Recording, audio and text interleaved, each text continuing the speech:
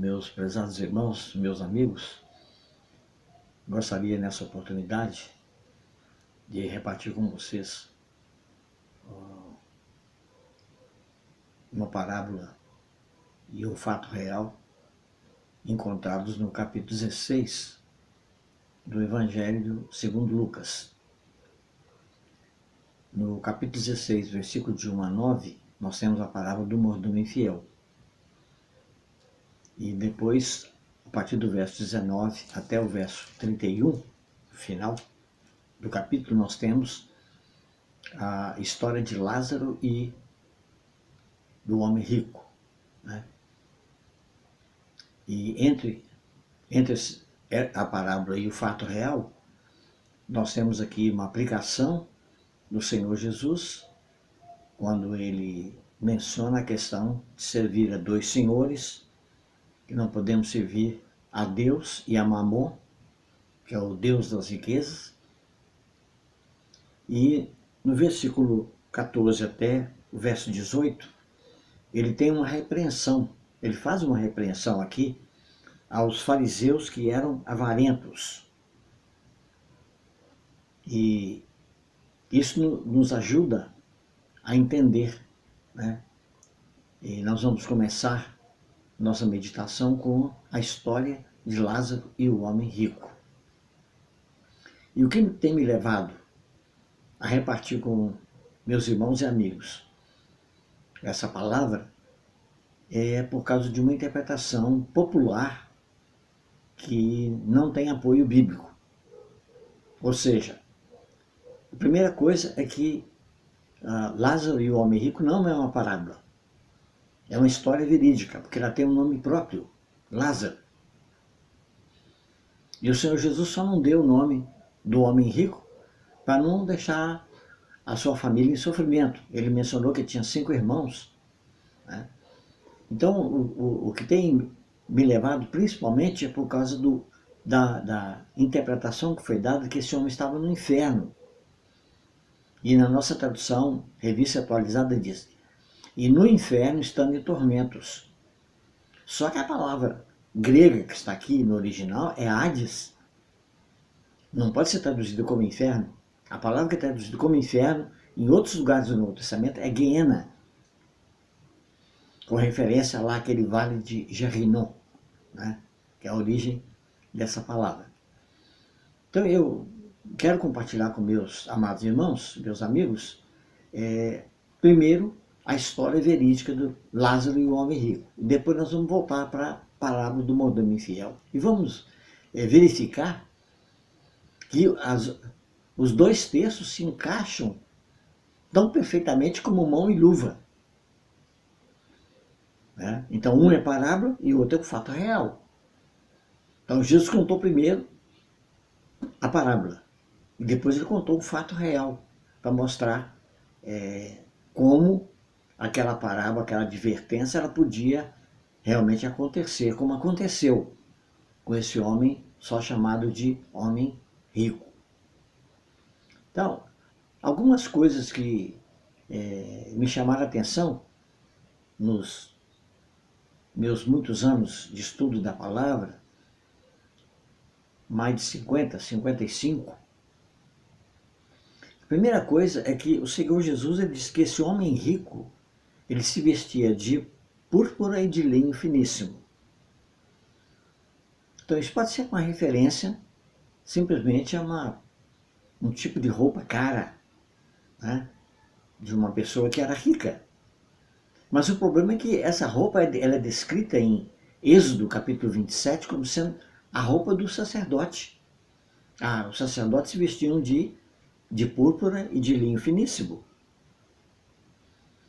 Então, meu entendimento é como o Senhor, ele censurou e chamou a atenção várias vezes dos escribas, dos fariseus e dos sacerdotes, né? Ele contou, por exemplo, a parábola do bom samaritano, nós vamos ver depois um pouquinho, em Lucas capítulo 10, dizendo que um homem foi roubado, foi jogado à beira do caminho, mas passou um sacerdote de largo, nem olhou para ele. E depois passou um levita. Então são aqueles dois que serviam lá no templo. um da família de Arão e outro da tribo de Levi, sacerdotes e levitas. Então eu acredito, né, sem ser dogmático, que esse homem, o Senhor Jesus estava falando que esse homem, ele era um sacerdote. E vamos, examinando o texto, verificar que realmente algumas coisas podem se encaixar muito bem nesse sentido, né? Então diz que esse homem rico tinha uma característica: ele vivia em banquetes regalado e esplendidamente todos os dias. Mas na porta dele havia um mendigo chamado Lázaro, que jazia à porta dele. Quer dizer, nós conhecemos aqueles mendigos que estão sempre naquele determinado lugar, quase todo mundo, né, os conhecem, pelo hábito, né, de estarem ali. E esse homem vivia ali na porta do homem rico, ninguém lhe dava nada. O homem rico não dava nem as migalhas que caíam da mesa.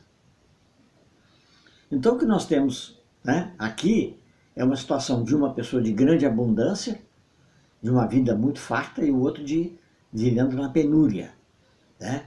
E Lázaro era tão sofredor, tão pobre, que estava todo cheio de feridas, de chagas no corpo, e os próprios cães vinham lamber as suas chagas, talvez trazendo um pouco de alívio para ele. Isso era tudo que ele tinha. Mas o Senhor Jesus continuou dizendo que aconteceu do rico morrer e ser sepultado. Assim, de forma lacônica, né?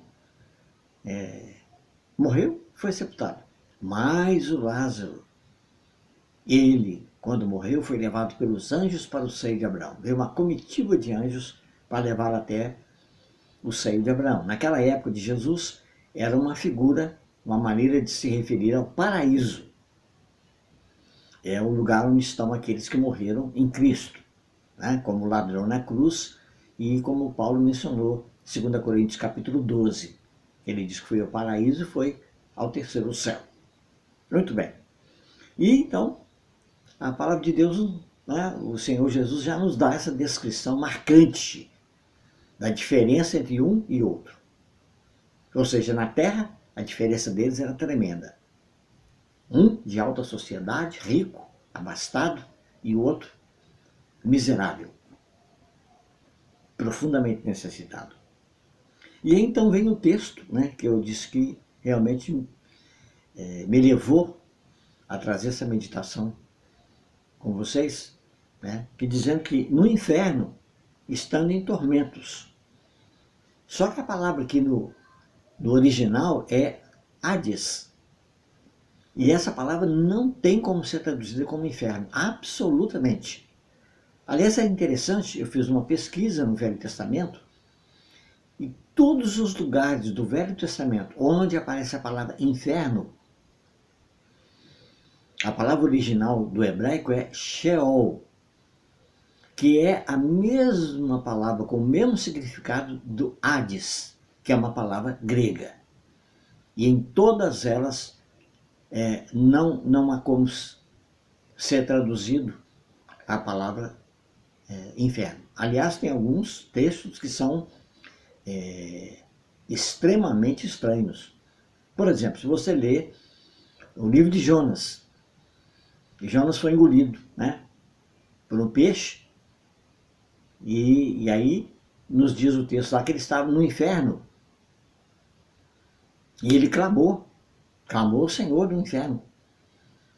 Aí, irmãos, imagina, um servo de Deus, um profeta de Deus estava no inferno, né? Isso não dizendo que ele estava no inferno, então nós vamos dizer que temos que aceitar também, que lá no inferno pode fazer oração. E ele orou, e a oração dele chegou no trono de Deus, e Deus o ouviu, e ele foi restaurado. Estranho demais, né? Mas a palavra que está lá não é inferno, a palavra que está lá é Sheol. Né? Ele estava, o Jonas realmente morreu. Né? Ele morreu, estava lá na vida além túmulo. Ou no Sheol, no hebraico, ou Hades, no grego. Então, aqui no nosso texto, a coisa muda totalmente de figura. Primeiro, não é a parábola. E segundo, o homem não estava no inferno. Porque olha só, meus irmãos, para que uma pessoa esteja no inferno, tem que ser julgado e condenado. E ainda não houve julgamento. O julgamento será diante do grande trono branco. Ali será decidido o destino das pessoas. Será aberto o livro da vida, o livro das obras. Mas quando a pessoa morre hoje, ele simplesmente vai para o Hades. Se ele for anjo caído, ele vai para o Tártaro, 2 Pedro 2,4. Se ele for um demônio, né, e os demônios vão para o abismo, como está lá em Lucas, capítulo 8, quando aquele endemoniado, né, que tinha uma legião de demônios, 6.000 demônios nele, aqueles demônios, né, a legião, eles pediram ao Senhor, não nos mande para o abismo. E no Apocalipse, capítulo 9, nos diz que durante a grande tribulação, vai haver um exército, e a descrição que é dada ali mostra claramente que são demônios, terrivelmente perigosos, malignos, né, covardes, matadores. E nos diz lá que serão 200 milhões. E eles vão matar 1/3 da população naquela época. A população do mundo.